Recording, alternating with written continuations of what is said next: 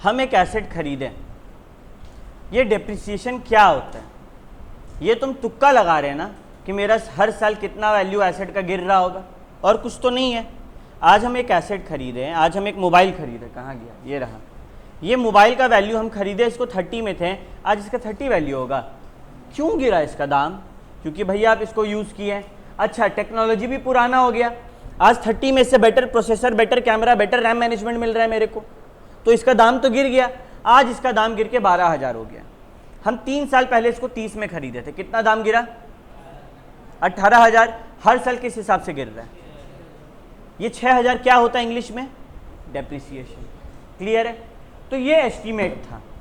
अच्छा, ऐसा भी तो हो सकता है कि भैया पहला साल ना इसका दाम 2,000 रुपये गिरा था, क्योंकि ये लेटेस्ट टेक्नोलॉजी था पहला साल, लेकिन अगला साल ज़्यादा गिरा, उसका अगला साल और ज़्यादा गिरा। अभी क्या किए थे हम लोग इससे पहले? 6 ऐसे गिराए थे, पहला साल 6, दूसरा साल 6, तीसरा साल 6। लेकिन रियलिटी तो ये नहीं है, SLM बेसिस तो फॉलो हुआ नहीं होगा, WDV फॉलो हो गया होगा। मेरा सिंपल सा सवाल है कि भैया ये तुक्का बदला जा सकता है। अगर किसी एसेट को हमको 10 साल यूज़ करना है और 2 साल बाद हम 2 साल SLM लगा लिए, तीसरे साल से हमको WDV लगाने का मन है, तो क्या हमको परमिशन है ये काम करने का? AS, हम लोग का AS क्या हुआ? Accounting standard. उसमें क्या होता है? सारा अकाउंट से रिलेटेड लॉ, अकाउंट कैसे है, क्या है, नहीं क्या करना है, सब कुछ उसमें लिखा रहता है। उसमें क्लियरली बोला कि देखिए भैया, अगर आप अपना अकाउंटिंग पॉलिसी बदलेंगे या अकाउंटिंग एस्टीमेट बदलेंगे तो आप नोट्स टू अकाउंट्स में बता दीजिएगा, मतलब आप वहाँ पे लिख दीजिएगा कि आप बदलें, तो मतलब बदला जा सकता है, तभी ये बात बोला। तो भैया अगर हम बदलेंगे तो कैसे बदलेंगे? फॉर एग्जाम्पल, मान लीजिए मेरा जो मशीन है हमको खरीदे में कितना पड़ा? 10,50,000, और उसका यूजफुल लाइफ कितना है? 10 साल, और जब बिकेगा तो कितना मिलेगा? 50,000। ठीक है, पहला 2 साल, ईयर 1 और 2 हम SLM फॉलो किए, और अब ईयर 3 ऑनवर्ड्स हम WDV फॉलो करना चाहते हैं। क्या ऐसा हम कर सकते हैं? ऐसा हम कर सकते हैं, यस या नो? बिल्कुल कर सकते हैं, कोई इशू नहीं है। बट मेरा एक दिक्कत आ रहा है, 10,50,000 पे अगर हम पहला 2 साल SLM लगाए होंगे तो कितना का लगा होगा? भैया यहाँ तो कोई रेट दिया हुआ नहीं है, कैसे निकालें? SLM में रेट का ज़रूरत नहीं है। 10,50,000 माइनस 50,000, ये क्या होता है इंग्लिश में? Depreciable amount. इतना पे डेप्रिसिएशन लगना है, डिवाइडेड बाई 10। ये किए होंगे हम, और कितना आया होगा? 10 लाख बाई 10। हर साल हम सोचे होंगे कि लाख रुपया कम करेंगे, मेरा काम हो जाएगा। अगर हम 10 साल तक लाख रुपया कम करेंगे, कितना आएगा लास्ट में वैल्यू? 10,50,000 माइनस लाख रुपए को 10 साल कम करेंगे, कितना मिलेगा लास्ट में? 50,000। और वही है ना जो हमको बेच के मिलेगा। तो मेरा फॉर्मूला सही जा रहा है, बट मेरा कहीं दिक्कत है। यहाँ 2 साल का हम लगा चुके भैया लाख रुपया, अब तीसरे साल मेरा ओपनिंग बैलेंस क्या होगा? 8 लाख। अब ये भैया ये 8 लाख पर हमको नया डेप्रिसिएशन लगाना है, ये 25% के हिसाब से जो बात हुआ WDV पे, या फिर कुछ और करना है? हाँ, 8,50,000। बताओ, क्या हम लोग को नया सवेरा देखना है? इसका मतलब क्या होता है? प्रोस्पेक्टिव बेसिस, कि जो हुआ उसको भूलो ना, अब आगे बढ़िया से करो।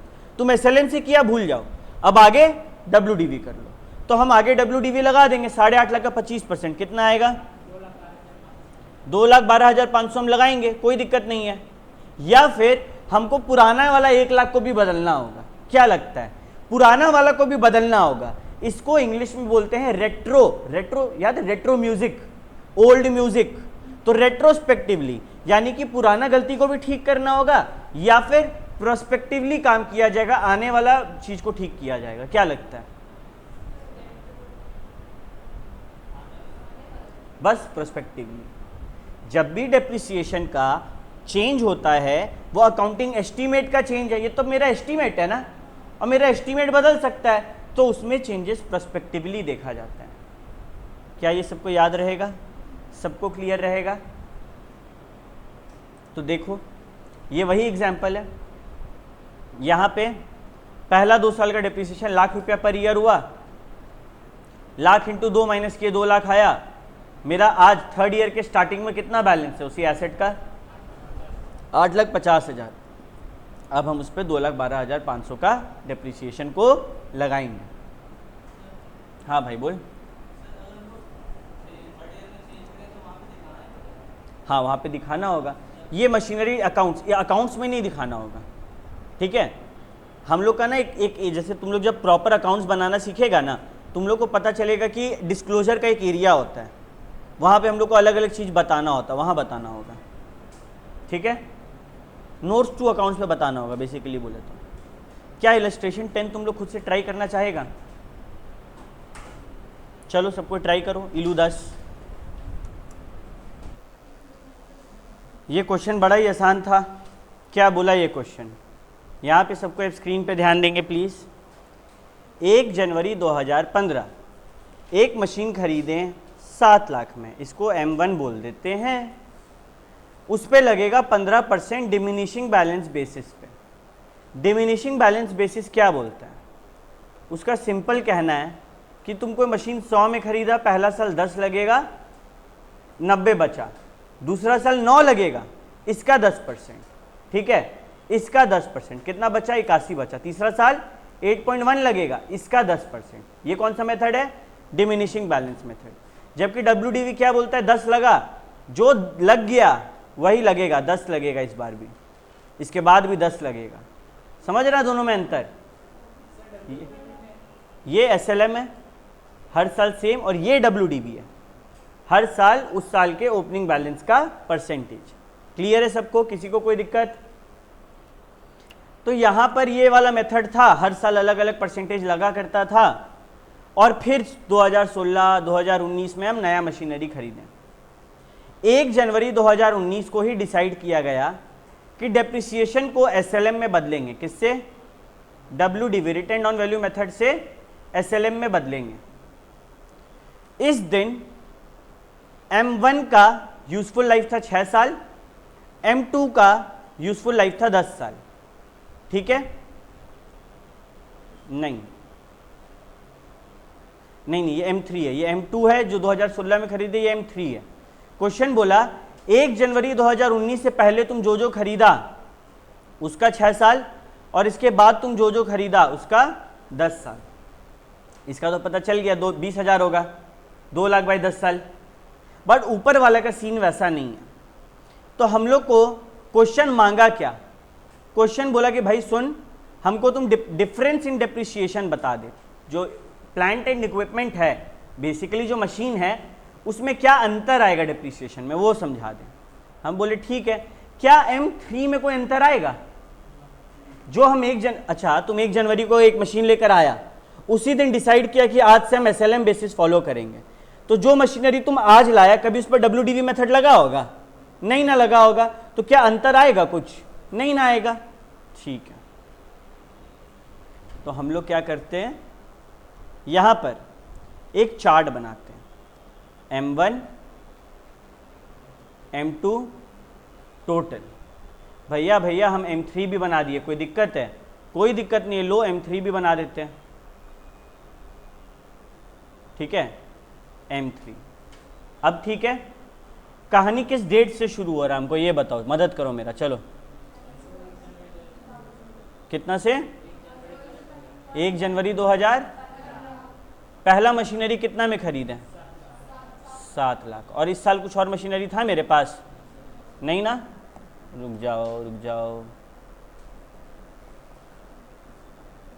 इस साल और कोई मशीनरी मेरे पास नहीं था। अब क्या किया जाए? मेरे मन में तो डाउट आया कि हम करें तो करें क्या? अरे डेप्रिसिएशन लगाओ ना। कितना %? 15%। कितना आएगा? 1,05,000 माइनस करके कितना वैल्यू हुआ? 5,95,000, 5,95,000। ये सबको क्लियर है? ये कब का वैल्यू है? WDV फॉर 2016 बोल सकते हैं, उसका ओपनिंग बैलेंस ये है। अच्छा, 2016 में कुछ हुआ है खरीद बिक्री? हाँ भैया, इसका पहला ही दिन एक एसेट आया है, कितना लाख का? 1.5 लाख। हाँ ठीक है, 1.5 लाख का एसेट है। अब इसमें भी डेप्रिसिएशन लगेगा, कितना कितना करके 15% कितना आएगा इसका? 89,500 और यहाँ पे तो वैल्यू कितना आएगा दोनों साइड? यहाँ 5,05,750 और यहाँ पे 1,27,500। क्या यहाँ तक सबको क्लियर है? ये क्या हो गया WDV फॉर 2017। 2019 में जाके बदलेगा, अभी चुपचाप हम लोग को 15% लगाना है। इसका 15% कितना हुआ? 75683। क्लियर है? और इसका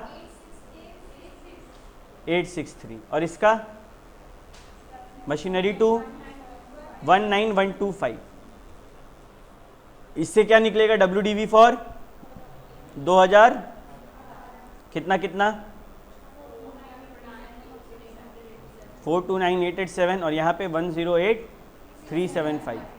फिर इस पे डेप्रिसिएशन लगेगा कितना? 15% कितना आएगा? 64,483 और 16,256। एंड क्लोजिंग बैलेंस क्या आएगा? 365,404 एंड 92,119। ये क्या हो गया? WDV for 2019। यहाँ से कहानी बदला। कैसे कहानी बदला भैया? एक नया एसेट आया ना, वो नया एसेट कितना में आया? देखो 2 लाख का नया एसेट आया और अब बोल रहा है SLM लगेगा।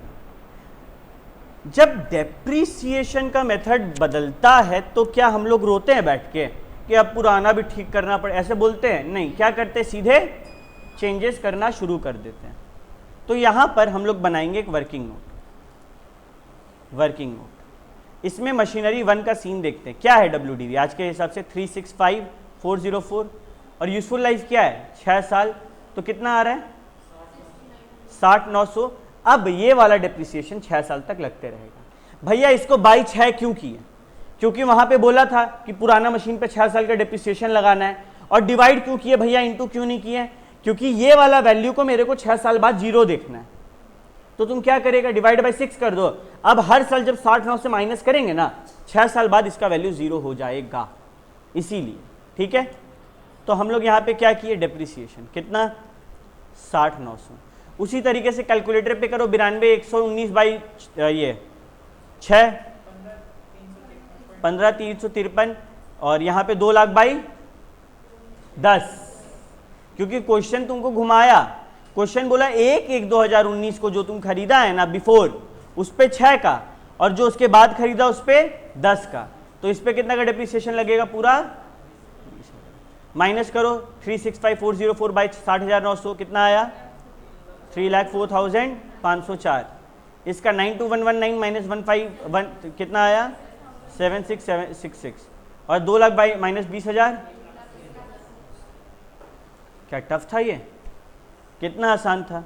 इसके बाद एक प्लांट एंड इक्विपमेंट खाली उस तारीख का बनाएंगे और टोटल जो डेप्रिसिएशन आ रहा है तीनों को ऐड करके लिखेंगे। देखो तो ऐड करके 96,253 आ रहा है, ये वाला, ये तीनों को ऐड करके देखो तो 60,900 प्लस 15,353 प्लस 20,000 आ रहा है।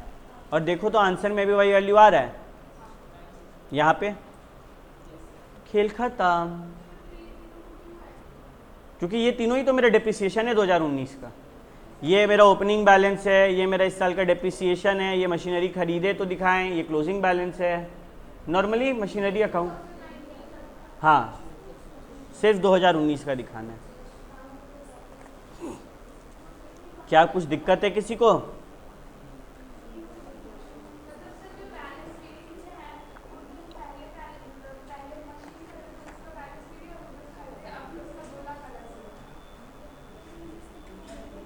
इजी था ना ये तो।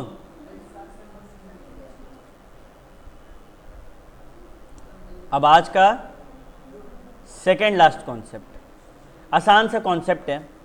होता क्या है कि पढ़ाएं आगे वाला कॉन्सेप्ट, ये सबको क्लियर है ना? किसी को कोई दिक्कत है? इजी था, ऐसे ही करना है। ठीक है, देखो बार बार बता रहे हैं, जो बच्चा अकाउंट्स को रटने का कोशिश करेगा वो सिर्फ फेल नहीं होगा, वो मिजरेबली फेल होगा। कितना भारी वर्ड लग रहा है ना, वैसा ही फेल होगा, मतलब 1 डिजिट 2 डिजिट ऐसा मार्क्स लाके फेल होगा। जो बच्चा अकाउंट्स को समझना सीख गया, उसका हर कॉन्सेप्ट खाली अभी अभी एकदम फोकस करना है कि हमको हर चीज का रीजन पता हो और कौन सा टॉपिक में मेरे को फ्रिक्शन क्रिएट हो रहा है दिमाग में, कौन सा टॉपिक समझने में दिक्कत हो रहा है, उसको अलग करना है। ये काम जो अभी नहीं कर रहा वो उसको बाद में मेहनत करना होगा, ठीक है। तो ये काम अभी करते जाना। अब मेरे मन में एक सवाल आ रहा है भैया कि हम एक एसेट खरीदें और शुरुआत से जब उसका मेरे पास था तो लगता था कि 10 साल तक चला लेंगे, और 3 साल बाद मेरे को लग रहा है कि नहीं 10 साल नहीं 5 साल चलेगा, तो ये तो यूजफुल लाइफ बदल गया। तो अगर मेरा यूजफुल लाइफ बदलेगा तो क्या डेप्रिसिएशन भी बदलेगा? हाँ। किस में बदलेगा? एसएलएम बेसिस में, क्योंकि यूजफुल लाइफ वाला कॉन्सेप्ट फंडा वहीं पे ना लगता है। तो हुआ क्या यहाँ पे देखो, ये एग्जाम्पल देखो, कहानी क्लियर हो जाएगा। अच्छा, जब डेप्रिसिएशन बदलेगा तो प्रोस्पेक्टिव इफेक्ट देंगे या रेट्रोस्पेक्टिव इफेक्ट देंगे? हमेशा प्रोस्पेक्टिव।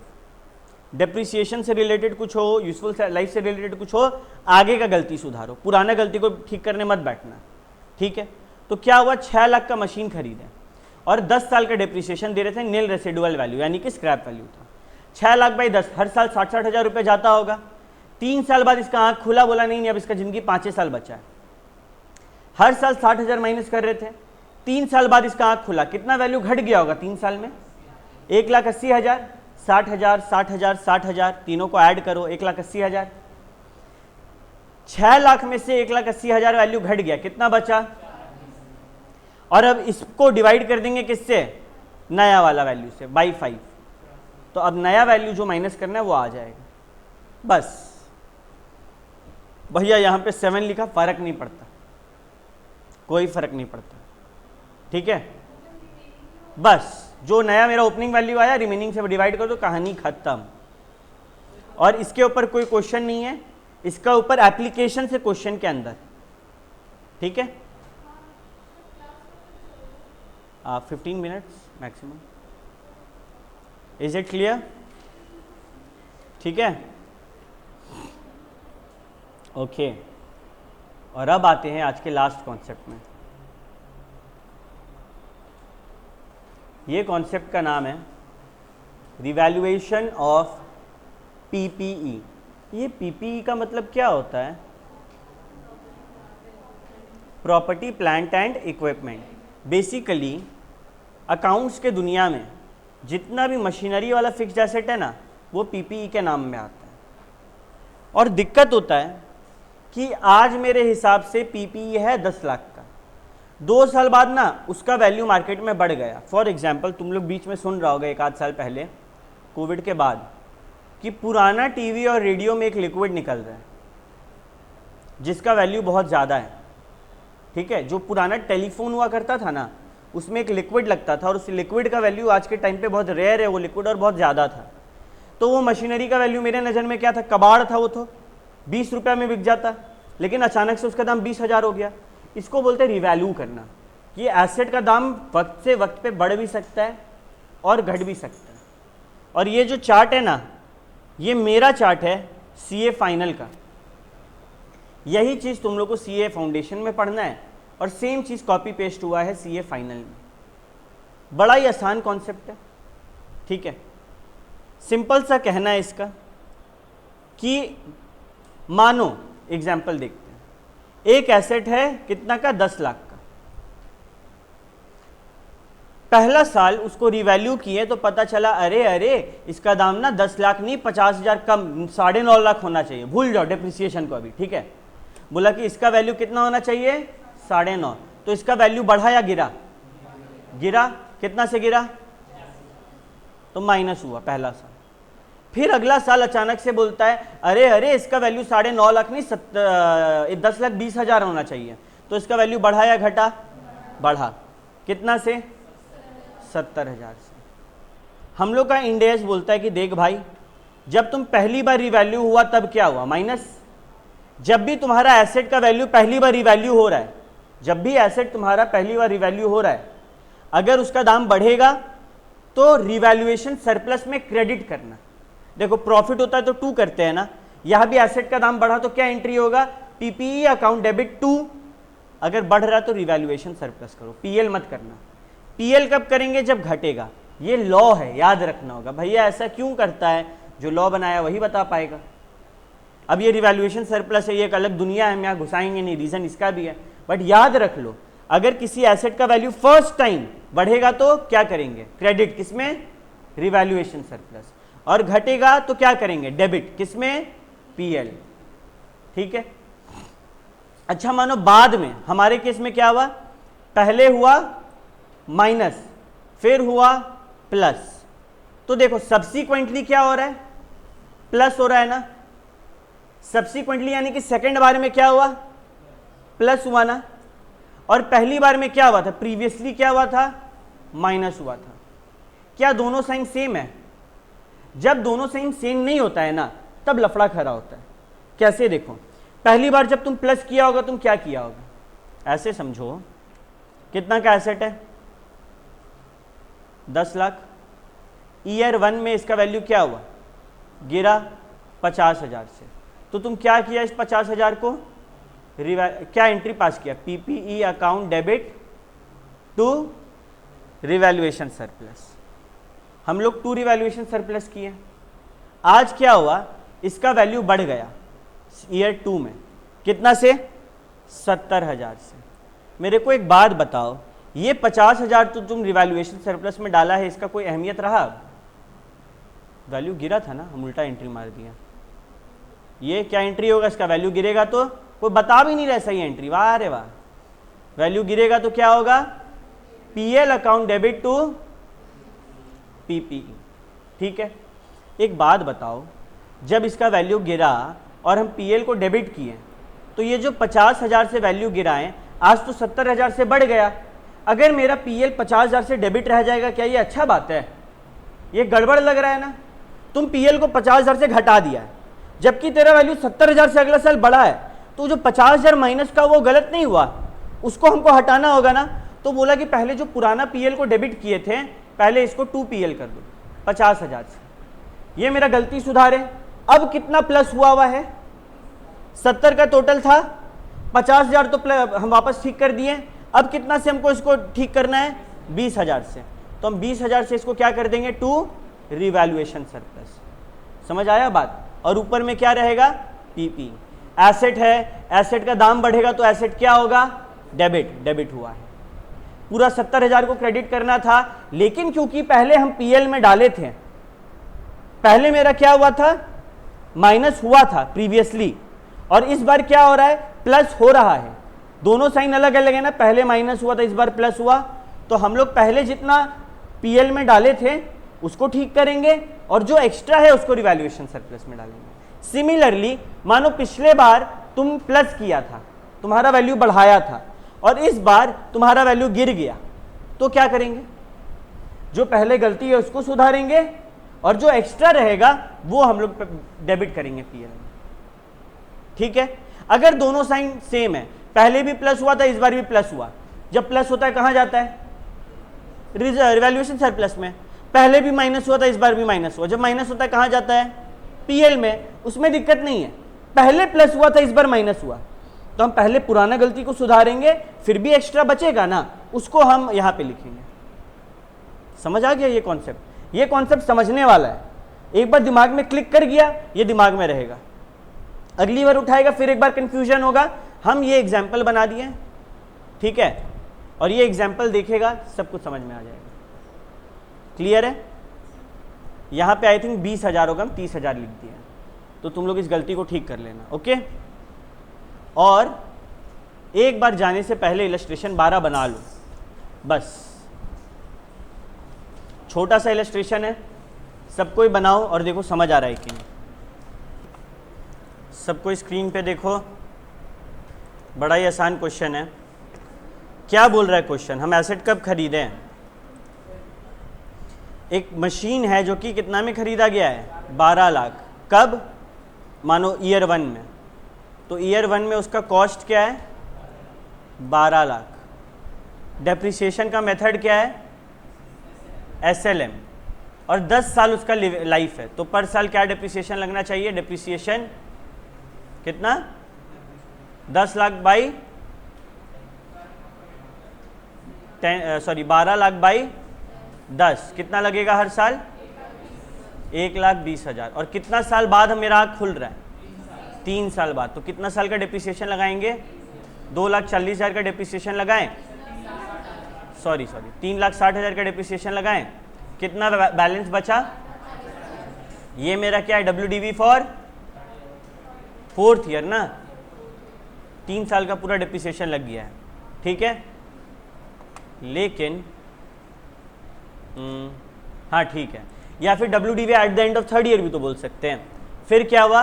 वैल्यू 60,000 से बढ़ गया, तो कितना हो गया new value?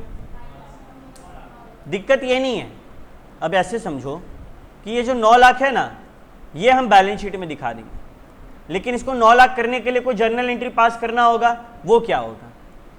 PPE account debit, कितना से वैल्यू बढ़ेगा? 2 रिवैल्यूएशन सरप्लस, यही ना सीखे? बढ़ेगा तो रिवैल्यूएशन सरप्लस को क्रेडिट करो, घटेगा तो डेबिट करना है, किसको? PL को। तो वही चीज यहां पे दिखाया 60,000। देखो ये वाला एंट्री पास करके हम लोग अपना काम कर लेंगे। 4th ईयर का डिप्रिसिएशन फिर क्या होगा? इसका वैल्यू नया क्या हो गया? 9 लाख, और इसका लाइफ कितना बाकी है? 9 साल। अच्छा लाइफ भी बदला है क्या? रिमेनिंग यूजफुल लाइफ भी 9 साल हो गया, तो इसको बाई 9 करेंगे तो हर साल का नया डिप्रिसिएशन कितना आएगा? 1 लाख रुपया। कोई दिक्कत? तुम लोग को एकदम अनअवॉइडेबल होमवर्क मिल रहा है, कोई बहाना नहीं चलेगा, ठीक है। प्रैक्टिकल क्वेश्चंस कितना है इसमें? 6 का 6 क्वेश्चंस तुम लोग करके आएगा, प्लस स्कैनर भी, जो लोग का 6 क्वेश्चंस हो जाएगा, ये तो करना ही है, स्कैनर भी करके आ जाना, ठीक है। क्योंकि स्कैनर का डाउट्स अब हम नेक्स्ट क्लास हाथों हाथ सल्टा देंगे। नहीं होगा तो कम से कम देख कर आना, और जो डाउट होगा मार्क करके आ जाना, ठीक है। इसका जो परसू क्लास होगा वो डिप्रिसिएशन का आई ट्राई की आखिरी क्लास हो, ठीक है। चलो मिलते हैं नेक्स्ट क्लास, तब तक के लिए सबको टाटा बाय बाय।